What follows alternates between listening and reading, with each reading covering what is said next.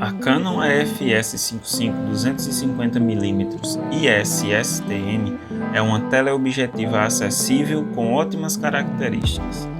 Seu projeto óptico de 15 elementos distribuídos em 12 grupos entrega nitidez e saturação de boa qualidade, além do desfoque eficaz graças à sua distância focal. Junte-se a isso o estabilizador de imagem e um motor de foco STM, e temos a receita da lente zoom teleobjetiva de melhor custo-benefício para câmeras de sensor cropado da Canon. Vamos ao review? Olá pessoal, eu espero que vocês estejam todos bem. E hoje, esse vídeo é para falar sobre a EF-S 55-250mm IS-STM, a melhor opção em termos de custo-benefício para quem quer fazer telefoto com câmeras de sensor cropado. E eu vou começar a mostrar umas características dela para vocês aqui. Vamos começar falando sobre a montagem dessa lente na câmera. É uma lente da linha EF-S, tá? E para você encaixar esse tipo de lente na câmera, você pega esse quadradinho branco aqui, olha, e você alinha com o quadradinho branco que tem na câmera. Uma vez alinhadas essas marcações, você gira a lente até ela fazer um clique. A 55-250mm é uma lente que as pessoas quase não falam, e eu vou agora falar sobre as características dela. Vamos entender o nome. EF-S significa que a lente é desenvolvida para câmeras de sensor cropado. 55-250 é a distância focal variável. Por quê? Ela é uma lente de zoom, tá? Quando eu faço esse movimento aqui, a lente se projeta e isso faz com que a distância focal da lente varie dos 55 aos 250mm. Em termos de campo de visão, em termos de aproximação do objeto, de impressão de aproximação do objeto na imagem, essa lente aqui, ela equivale ao campo de visão que você teria indo dos 88 aos 400mm em uma câmera full frame, porque uma vez que as câmeras APS-C elas têm um sensor menor e um fator de crop de 1,6 no caso de câmeras da Canon, então você multiplica essa distância focal por 1,6 e, portanto, você vai ter a equivalência em termos de campo de visão que você teria em uma câmera full frame. Se você comparar os preços da 55-250mm com o preço de uma 100-400mm da Canon, por exemplo, questões de óticas à parte, você vai ver que a 100-400mm custa mais de 10 vezes o preço da 55-250mm, e eu acho que isso já é um dado importante o suficiente para você entender por que é que essa lente aqui ela é a melhor opção quando se trata de custo-benefício. Além do mais,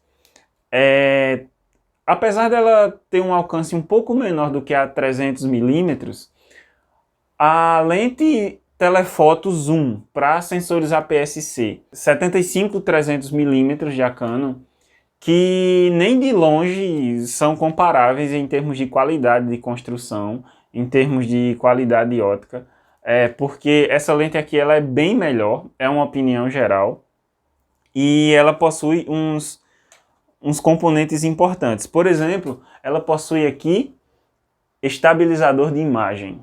Vou tentar mostrar aqui, tá bom? Aqui eu tenho o botão do estabilizador de imagem e acima eu tenho o botão AF/MF, que significa que eu tenho a opção de utilizar foco manual, regulando através desse anel de foco aqui na frente da lente, ou eu tenho a opção de foco automático, como o que eu estou utilizando agora na câmera que está me filmando, que eu coloco a câmera aqui, ela foca na câmera, eu tiro a câmera da minha frente, o foco volta para o meu rosto, mais precisamente para o meu olho.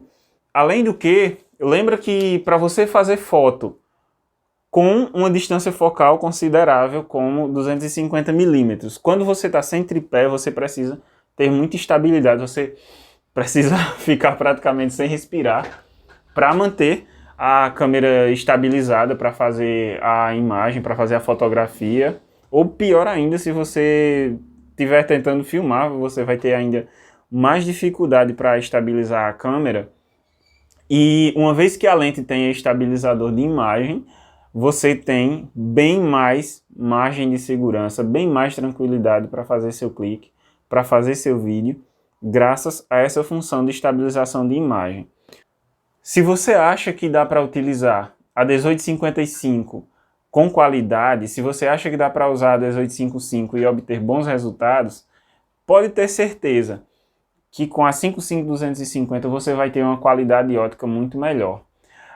Eu já vi muita gente subestimando as lentes que são feitas para sensores APS-C, e esse é um dos motivos pelos quais eu resolvi fazer esse review.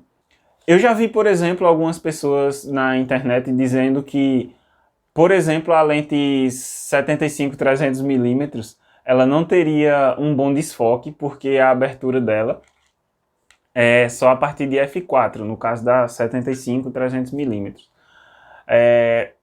Na verdade, você precisa de bastante abertura se você quiser um bom desfoque do plano de fundo em uma lente de distância focal pequena. Então, se você está ali nos 35mm até os 50mm, você precisa de bastante abertura do diafragma para obter um bom desfoque. Agora, quando você está a 250mm, você obtém sim um excelente desfoque, tá certo? Se você quer utilizar essa lente aqui para fazer retratos, pode ter certeza que ela vai ser muito útil, desde que você faça esses retratos ou em estúdio com boa iluminação, ou então em ambiente aberto, tá? Se você faz fotografia outdoor, seja de esporte, seja ensaios individuais, seja fotos de natureza, como eu principalmente faço fotos de natureza. Então essa lente aqui ela tem um desempenho muito interessante e ela permite desfoque sim, tá bom? Porque o que determina o desfoque não é simplesmente a abertura do diafragma da lente. As pessoas geralmente quando vão comprar uma lente, porque escutam verdades repetidas e repetidas na internet aí, acham que o desfoque ele só vai ser obtido quando a lente tem uma abertura muito grande no diafragma, e isso não é verdade. Então quando você tem uma lente como a 55-250, que a abertura dela vai de 4.5 a 5.6, porém com essa distância focal que vai até os 250mm, você tem sim um desfoque, mesmo que a abertura do diafragma não seja tão grande, porque isso é uma coisa que as pessoas falam muita besteira sobre isso na internet, mas a distância focal ela também influencia no desfoque, não é só a abertura do diafragma, tá? Em termos de desempenho óptico de um modo geral, a 55-250 ela permite desfoque, ela tem mais nitidez do que a 1855. Eu não tenho a 75-300mm, mas pelo que eu já vi de opiniões na internet de pessoas que utilizaram as duas, a nitidez dela também é superior a 75-350mm. Além do que, a saturação de cores dessa lente ela é muito boa. Você obtém resultados em termos de cores bem interessantes. Eu vou mostrar para vocês algumas fotos que eu fiz de pássaros, que eu fiz de insetos, que eu fiz de animais de um modo geral, utilizando tanto esse kit aqui de 55-250 mais Canon T100, como também eu fiz utilizando a SL3 que está me filmando agora como base e encaixada a 55-250 nela.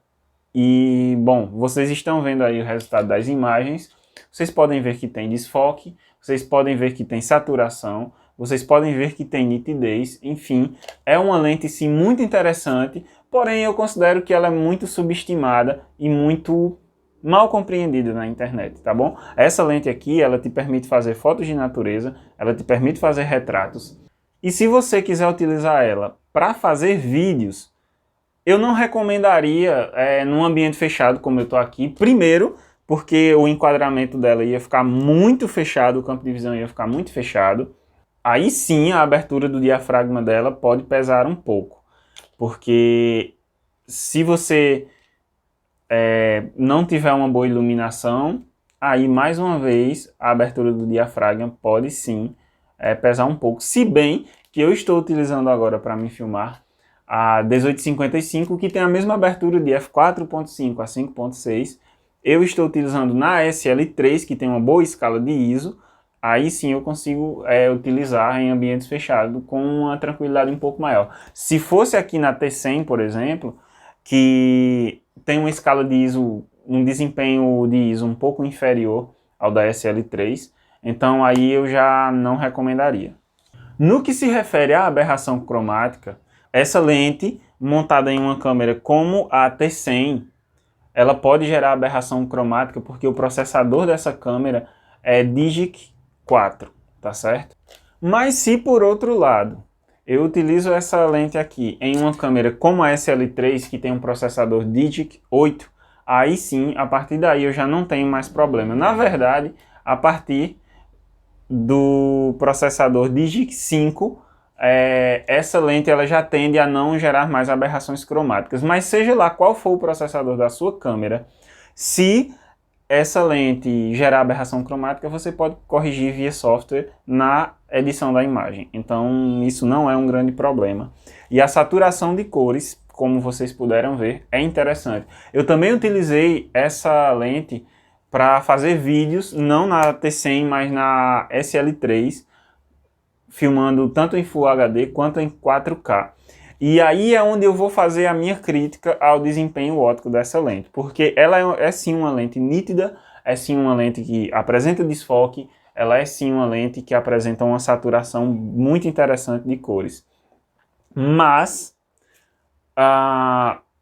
quando você filma em 4K, muitas vezes você filma a imagem em 4K para depois na edição você ter a possibilidade de fazer um recorte naquele quadro e aproximar mais ainda a imagem. Se você faz um corte do 4K até ele chegar ao tamanho de 1440p, você não percebe uma perda de qualidade. Agora, se você filmou em 4K, por exemplo, eu fiz esse teste quando eu filmei uma rapineira que estava bem distante, então eu utilizei o zoom, utilizei o crop do 4K para aproximar mais ainda, que a câmera, a SL3, quando você filma em 4K, ela já faz um corte na imagem.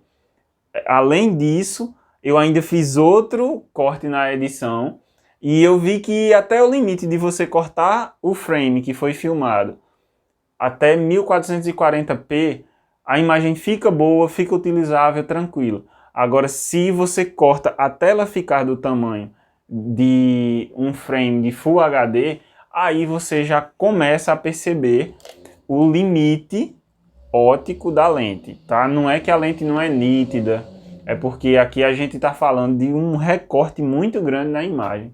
Isso é diferente de você simplesmente filmar e na hora de salvar o vídeo você renderizar para Full HD. Se você filma em 4K ou faz até um recorte de 1440p e aí você renderiza o vídeo para Full HD no formato final do arquivo, aí é tranquilo, não tem problema. Mas se você pega aquele quadro em 4K que já está com ampliação da lente, já está com a ampliação do crop do 4K e você ainda faz o corte daquele 4K até o Full HD, aí sim, você está fazendo muito crop e você vai sentir o limite óptico dessa lente. Outra situação em que esse limite de resolução da lente vai aparecer é se você utilizar aqueles tubos extensores macro. Eu já fiz um teste e eu vi que vale a pena utilizar um tubo macro, porém, a partir do momento em que você, além de utilizar os 255mm, associando a isso aqui, um tubo macro, então você está aproximando assim o macro, você está abusando da ampliação. Aí sim você também vai perceber o limite. E que limite é esse? Estruturas de até 1 milímetro de tamanho, se você estiver fazendo foto macro, essas estruturas vão estar visíveis, elas vão estar resolvidas. Mas essa estrutura de 1 milímetro, como por exemplo a calíptra de um musgo, acho que a maioria de vocês não sabe o que é a calíptra de um musgo, enfim.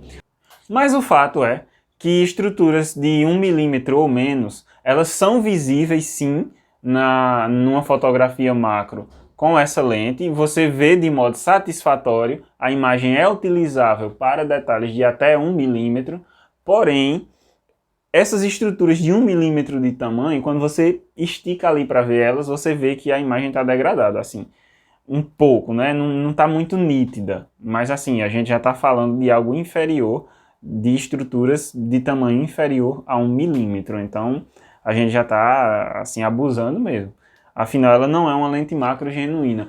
Embora um outro aspecto óptico muito interessante dessa lente é o fato de que ela consegue, nos 255 milímetros, focar a 81 centímetros de distância. E é por causa disso, deixa eu ver aqui, que ela tem um anúncio aqui para ajudar a vender, né? Uma promessa de que ela faria fotografia macro. Ela não faz uma fotografia macro genuína, porque ela não tem uma taxa de reprodução de 1 para 1, ou seja, uma estrutura de 1 centímetro no mundo real não vai ser projetada com 1 centímetro no sensor, o que caracterizaria tecnicamente uma fotografia macro genuína. Porém, como vocês puderam ver nas fotografias de inseto que eu fiz, o fato dela, nos 250 milímetros, conseguir focar num objeto que está a apenas 81 centímetros de distância, ela confere uma aproximação muito interessante, muito útil para quem gosta de fotografar planta, quem gosta de fotografar inseto. Então eu indicaria também aqui, para quem não é muito da fotografia de natureza, para fotografia de produtos, tá? Eu já fiz fotografia de produto utilizando a 55-250, achei muito interessante o resultado. E mais uma vez, se você estiver pensando nessa bobagem, mas e a abertura do diafragma? Bom, não impede de gerar desfoque, porque ela tem uma distância focal grande, e também não vai ter problema de ficar escuro, porque você pode simplesmente utilizar a longa exposição, deixa a câmera num tripé e utiliza a longa exposição para fazer a fotografia de produto, se você estiver num lugar muito escuro, se a luz estiver muito ruim, tá certo? Então, é aquela coisa de você saber o que você está fazendo, de saber utilizar o equipamento, saber configurar, saber fotometrar e aplicar a técnica, ao invés de ficar dizendo que a lente é limitada, tá bom? A pessoa falar que 250 milímetros, 300 milímetros, ela não faz desfoque, é complicado. É complicado. Então, conclusões. Para quem eu indicaria esta lente aqui, hein? Bom, eu utilizo ela para fotografia de natureza e vida selvagem. Então eu fotografo planta, eu fotografo inseto, eu fotografo inclusive pássaros, que você precisa de uma aproximação razoável. Quando eu fiz o teste da Canon T100 utilizando a 55-250mm, eu já falei que essa distância focal aqui, ela não é a ideal para quem fotografa principalmente pássaros. Mas eu já conversei com pessoas que trabalham com fotografia de natureza, que utilizavam a 55-250 para fotografar pássaros. Eu mesmo já utilizei essa lente para fotografar e filmar pássaros. Consegui fazer vídeo, consegui fazer foto. Então, embora o ideal para a fotografia de pássaros, para você que gosta de bird watching, ou que nós brasileiros chamamos de passarinhar, que é um nome muito mais bonito, inclusive, o ideal, teoricamente, seria você ter lente com distância focal a partir dos 300 milímetros mais 250 milímetros numa câmera de sensor cropado que dá aquela fechada no campo de visão equivalente aos 400 milímetros que você teria em uma full frame. Então, além da fotografia de natureza, tanto para seres que estão longe, como pássaros, ou seres que você precisa fotografar mais de perto, como plantas ou insetos no estilo macrofotografia, essa lente aqui vai quebrar um galho bacana caso você não tenha uma lente macro. E, além disso, você pode utilizar essa capacidade que ela tem de focalizar de perto e de conferir desfoque com uma grande ampliação, você pode utilizar também para fotografar produtos, tá? Então é uma outra indicação.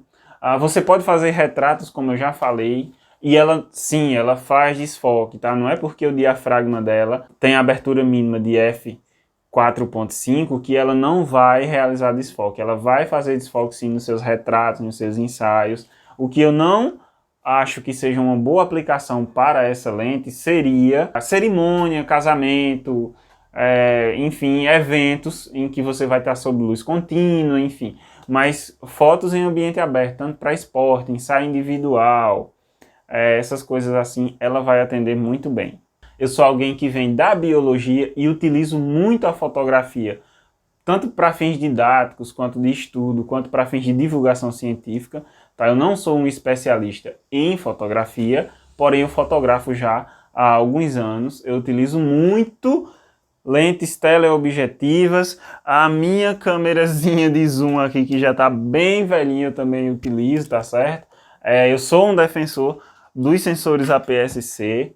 Eu acho que eles têm sim muita utilidade, eles têm uma aplicação interessante, desde que você saiba quais são as limitações de cada equipamento, o que você tem a tirar de cada equipamento.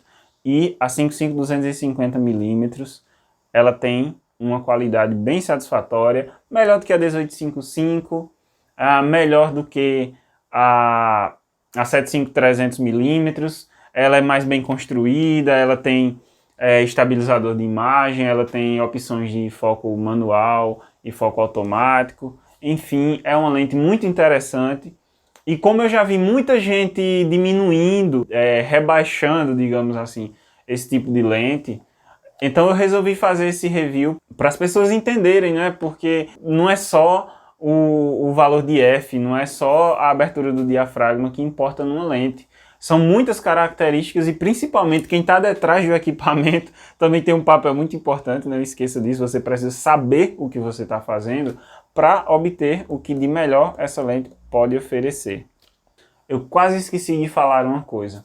Para você obter resultados ainda melhores, você utiliza a faixa ótima de resolução, de nitidez dessa lente, que é de f8 até f11. Aí sim você vai ter os melhores resultados em termos de nitidez, porque o sweet spot, né, o ponto ótimo de resolução dessa lente, o ponto ótimo de nitidez dela é em f8 até f11. Você consegue ali estar na faixa ótima de nitidez da lente, tá bom?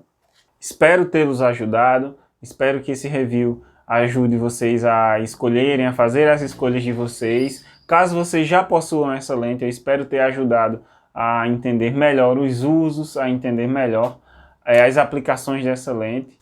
E se inscreva no canal, dá uma forcinha aqui, dá um incentivo para a gente continuar fazendo conteúdo. Muito obrigado a todos e até a próxima.